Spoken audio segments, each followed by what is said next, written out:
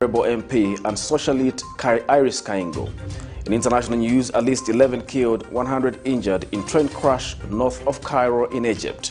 And in sports news, Jose Mourinho sacked by Tottenham Hotspurs. We have more after this break.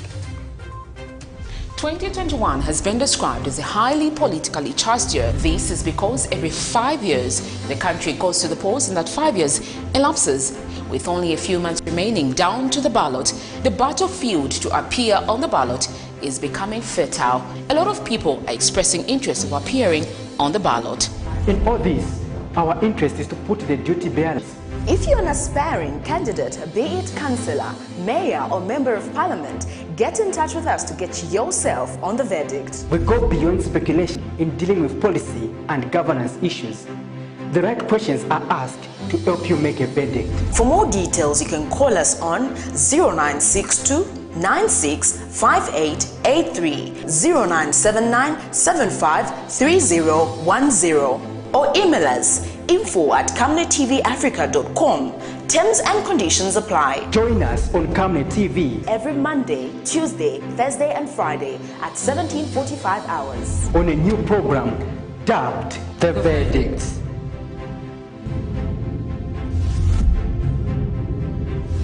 Remember that Camnet TV is not just another channel. Now the news in detail. Some Luansha residents have expressed displeasure over the decision to name the newly commissioned police post in Ron constituency before the city mayor Nathan Chanda.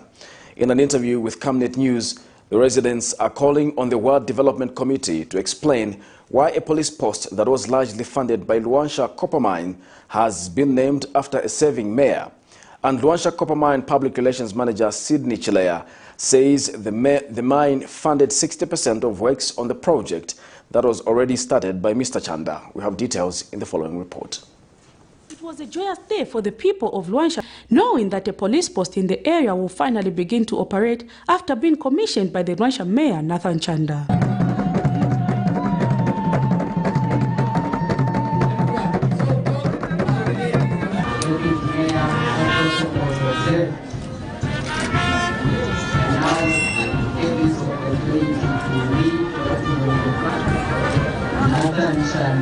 Police post was officially opened by His Worship the Mayor of Luansha, Nathan Chanda on Monday, April 19, 2021. This celebration has, however, been short-lived, as some concerned residents have expressed their displeasure over the name given to the police post.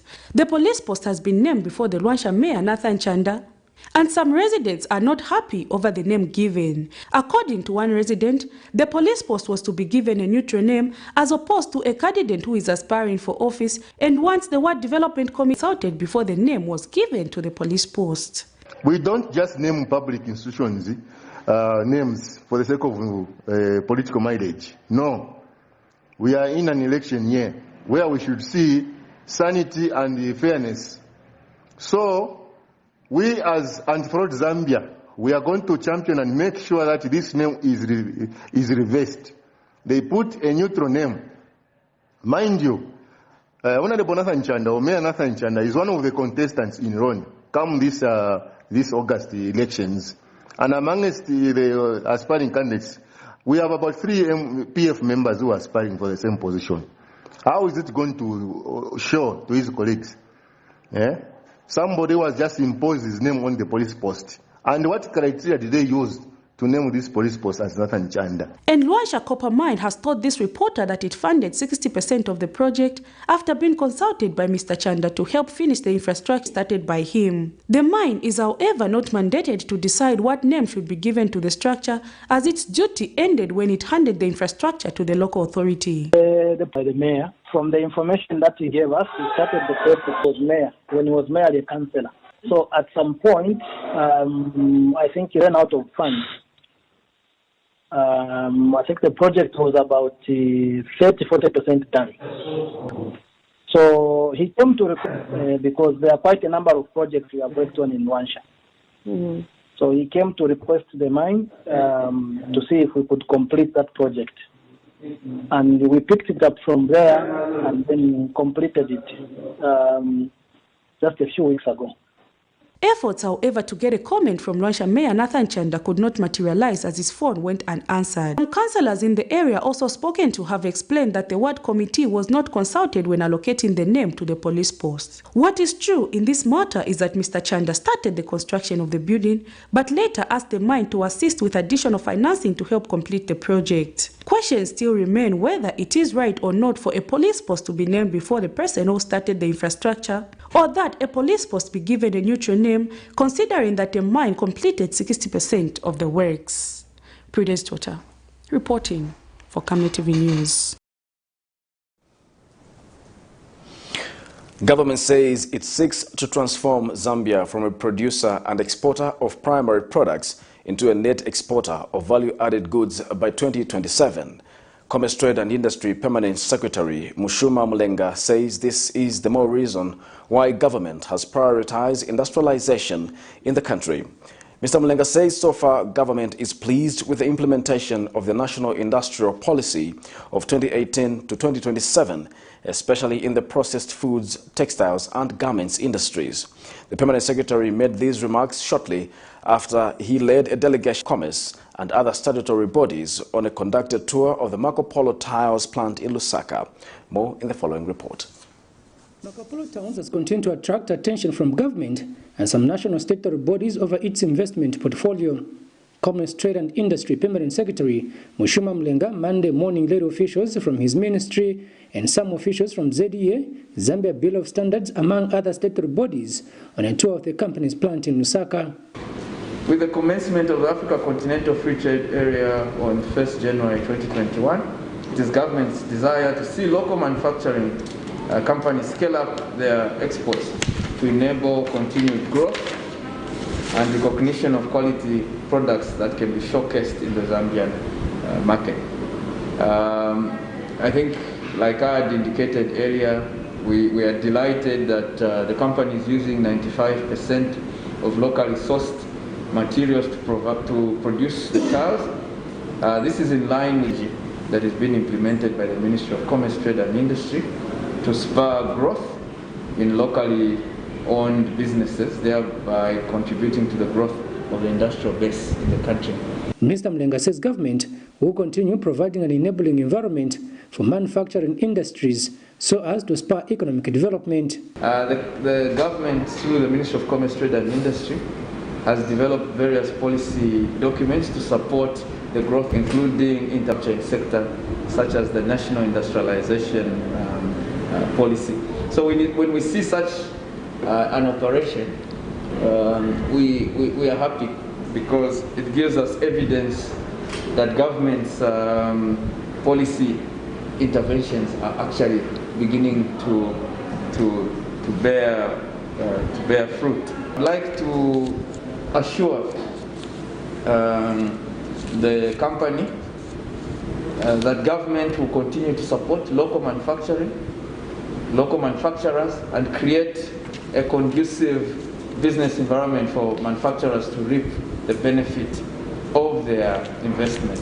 And Marco Polo Company Chairperson for Technical and Business Development Committee, Mwewa Kyamulanda, says his company will continue to supplement government efforts in the economic development agenda of the nation. As you are aware, this venture attracted institutional investors on the premise of certain elements that within the 7th National Development Plan that this venture will support, such as job creation, import substitution, export promotion, and value creation. So we believe that this partnership with the government and with the interest that the statutory bodies have shown will go a long way in creating a base from which Zambia as a country can participate in the Africa Continental Free Trade Area. Kalan Muchima reporting for Camnet News in Osaka.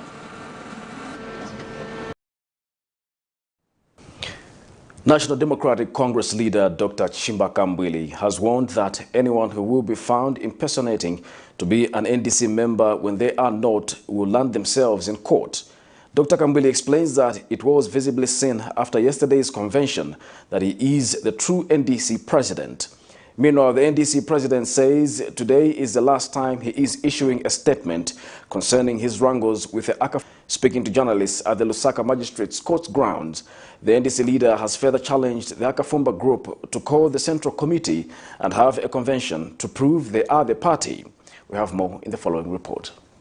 Opposition National Democratic Congress leader Dr. CHISHIMBA KAMBWILI has described the AKAFUMBA-led NDC faction as inconsequential and challenged them if they are a party to call for a convention. We followed our constitution to the latter, which our colleagues say we don't have a constitution.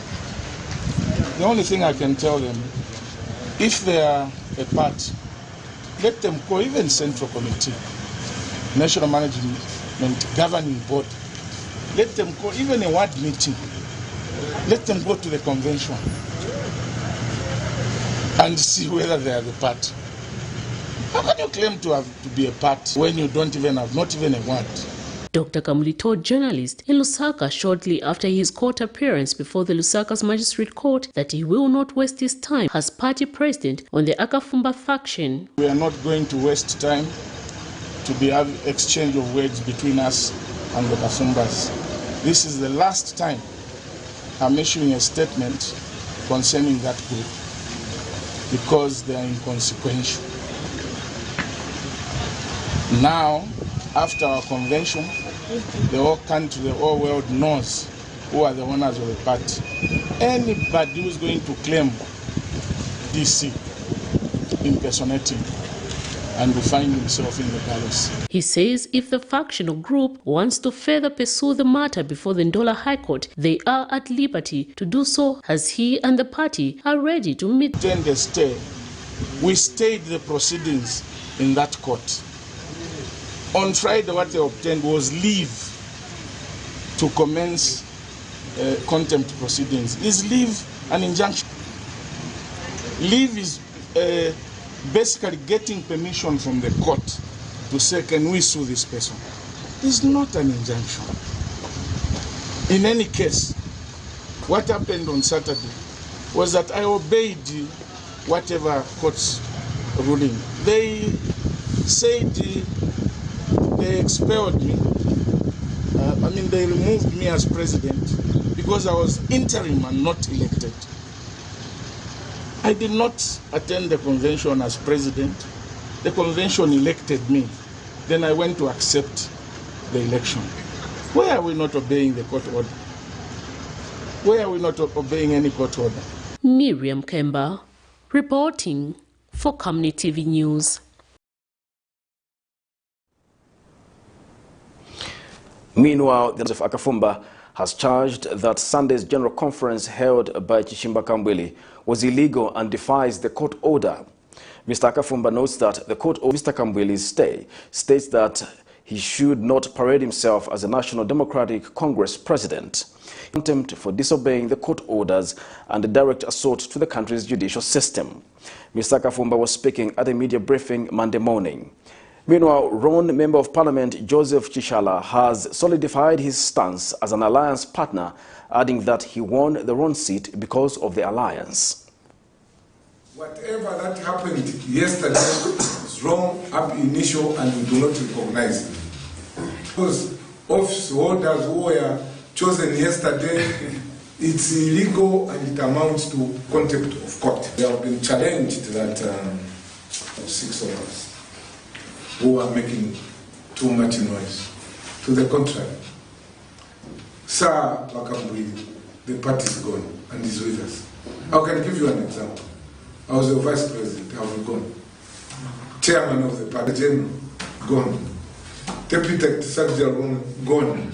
No, but where is the party? Because just this, even your spokesperson and member of Central Committee, gone. Decision of following the UPND alliance is merely, I think it's 3 years now, and this has been the call for from the people of Zambia. The Zambians have called us that we need to unite as the opposition so that we can uproot the PF in government. And my decision is merely to follow what the Zambians are saying. And what you should note is that the intention of this faction of CHISHIMBA KAMBWILI is to bring the child on board on PF ticket, which I believe the people of Ron are aware that it's totally impossible for him to put through. The ruling Patriotic Front, PF, has adopted former Minister of Education Michael KAINGU's daughter, Iris KAINGU, the former United Party for National Development, UPND Nalikwanda Member of Parliament, and Geoffrey Lungwangwa as his parliamentary candidates for Nalikwanda and Mwandi constituencies in Western Province. Announcing this development at a media briefing Monday,